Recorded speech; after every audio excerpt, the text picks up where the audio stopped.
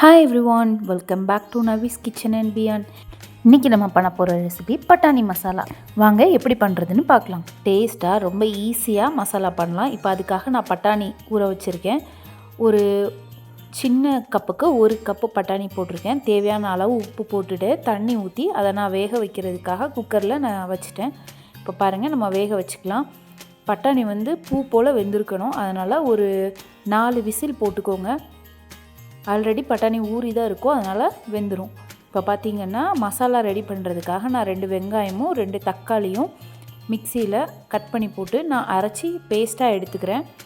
Paste நல்லா அரைஞ்சிருக்கணும், திப்பி திப்பியாக இருக்கக்கூடாது, அங்கங்கே கட்டி கட்டியாக. ஸோ அந்த மாதிரி பார்த்துக்கோங்க, நல்லா அரைச்சி எடுத்துக்கோங்க. இந்த அளவு நீங்கள் பண்ணாலே 4 பேருக்கு அழகாக நீங்கள் யூஸ் பண்ணிக்கலாம். 4 பேர் தாராளமாக சாப்பிடலாம் பட்டாணி மசாலா. இப்போ பாருங்கள், நான் தக்காளிக்கு அந்த தண்டை மட்டும் எடுத்துகிட்டு நான் கட் பண்ணி போட்டுக்கிறேன். இதே மாதிரி நம்ம பருப்பு இல்லாமல் சாம்பார், இட்லி, தோசை எல்லாத்துக்கும் நம்ம யூஸ் பண்ணுற மாதிரி சிம்பிளாக எப்படி பண்ணலாம் அப்படின்னு நான் உங்களுக்கு வீடியோ போட்டிருக்கேன். கண்டிப்பாக அதை பார்த்து நீங்கள் ட்ரை பண்ணி பாருங்கள். உங்கள் வீட்டில் எல்லாருக்குமே கண்டிப்பாக அது பிடிக்கும் அந்த டிஷ்ஷு. நம்ம எப்போவுமே சாம்பார் தான் வச்சிட்ருக்கோம் அப்படிங்கிற டைமில் இந்த மாதிரி ஒரு டிஃப்ரெண்ட்டாக வைக்கிறதும் ரொம்ப நல்லாயிருக்கும் சாப்பிட்றதுக்கு. ட்ரை பண்ணி பாருங்கள். இப்போ பாருங்க, நம்ம இதெல்லாம் கட் பண்ணிவிட்டு நல்லா அரைச்சி எடுத்துகிட்டு வந்துக்கலாம்.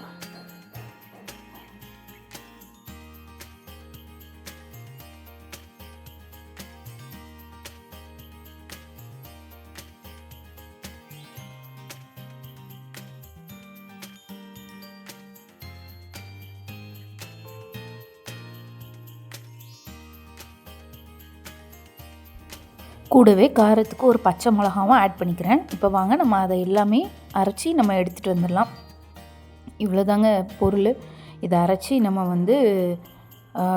அந்த பச்சை வாசனை போகிற வரைக்கும் வதக்கினா அந்த கிரேவி நமக்கு ரெடி ஆயிரும். இப்போ நம்ம ஒரு பேன் எடுத்துக்கலாம்.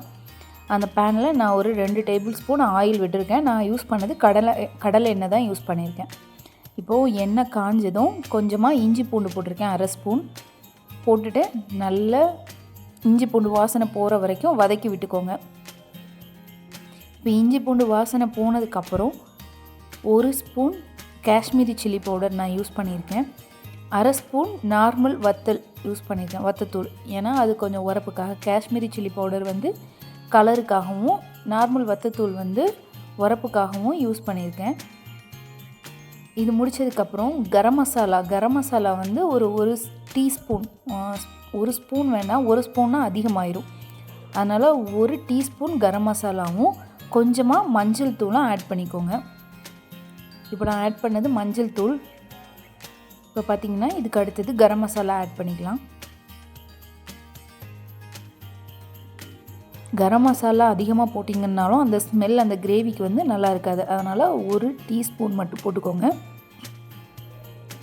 போட்டுட்டு பச்சை வாசனை போகிற வரைக்கும் மசாலா நல்லா வதக்கி விட்டுக்கோங்க அந்த எண்ணெயில். மசாலா அடி பிடிக்காமல் பார்த்துக்கோங்க. அதாவது கருகிருச்சுனாலும் அந்த டேஸ்ட்டும் நல்லா இருக்காது, ஸ்மெல்லும் நல்லா இருக்காது. பார்த்திங்கன்னா ஓரளவு கொஞ்சம் வதங்கினதுக்கப்புறம் கொஞ்சமாக தண்ணி ஊற்றிக்கோங்க. ஏன்னா அந்த இது கருகிராமல் இருக்கிறதுக்காக கொஞ்சமாக தண்ணி ஊற்றிருக்கோம். இப்போ கொஞ்சம் அதிலே இருந்து கொதிக்கட்டும். அந்த தண்ணியோடு சேர்ந்து அந்த மசாலாவும் கொதித்து வரட்டும். இப்போ பார்த்திங்கன்னா ஓரளவு கொதித்து அழகாக வருது. ஒரு 2 நிமிஷத்துக்கு அப்படியே விட்டுருங்க.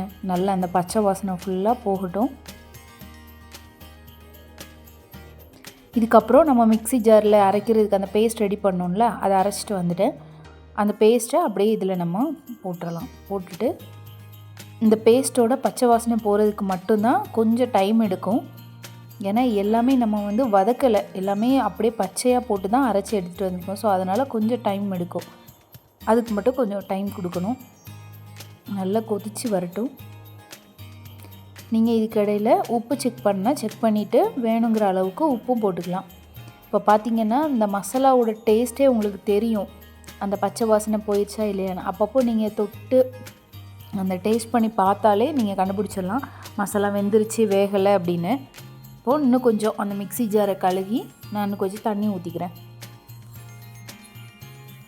இப்போ பார்த்திங்கன்னா அந்த மசாலாவுக்கு தேவையான அளவு உப்பும் நான் போட்டுட்டேன், ஆட் பண்ணிட்டேன். இப்போ மசாலா நல்லா கொதிக்குது. கொஞ்ச நேரம் அதை டிஸ்டர்ப் பண்ண வேணாம், அப்படியே விட்டுறலாம். இப்போ நம்ம அவிச்சு வச்சுருக்கோம்ல சுண்டல், அதை நம்ம இது கூட சேர்த்துடலாம். இப்போ பார்த்திங்கன்னா கொஞ்சமாக மசிச்சு போட்டிருக்கேன், இன்னும் கொஞ்சம் முழுசாக இருக்கிற மாதிரி போட்டிருக்கேன். மசிச்சு போட்டால் தான் அந்த கிரேவி கொஞ்சம் கட்டியாக இருக்கிற மாதிரி இருக்கும். ஆனால் இது கொஞ்சம் தண்ணியாக இருந்தாலுமே இந்த கிரேவி நல்லா தான் இருக்கும் சுண்டல் மசாலாவுக்கு. பார்த்திங்கன்னா நம்ம அவிச்ச இதில் அந்த தண்ணி இருக்கும்ல, அதை அப்படியே ஊற்றிக்கிறேன். இப்போ நல்லா இந்த சுண்டலும் அந்த மசாலாவோடு சேர்ந்து ஒன்றா கலக்கட்டும். கொதி வர வரைக்கும் அப்படியே நம்ம விட்டுறலாம்.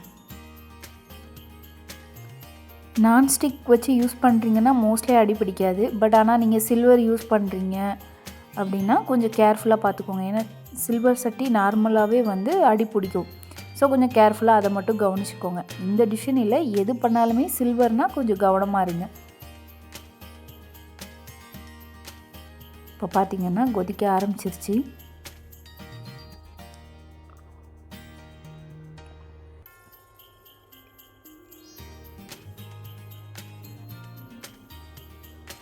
நம்ம போன வீடியோவில் இந்த லூலு மால் போயிருந்தோம் கிறிஸ்மஸ்க்காக. அதில் நிறைய கிறிஸ்மஸ் டெக்கரேட்டிவ் ஐட்டம் வந்து நான் காட்டியிருக்கேன். கண்டிப்பாக அந்த வீடியோ போய் செக் பண்ணுங்கள். யாருக்காவது அந்த மாதிரி ஷோ பீசஸ் எல்லாம் வாங்கணும் அப்படின்னா கண்டிப்பாக லூலு மால் போய் செக் பண்ணி பாருங்கள், உங்களுக்கு பிடிச்சிருந்தா.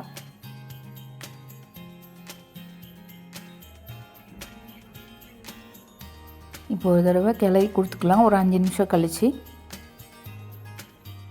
அந்த பச்சை வாசனையை மட்டும் செக் பண்ணிக்கோங்க. அந்த மசாலாவோட ஸ்மெல் போயிடுச்சுன்னா நீங்கள் வந்து ஆஃப் பண்ணிடலாம்.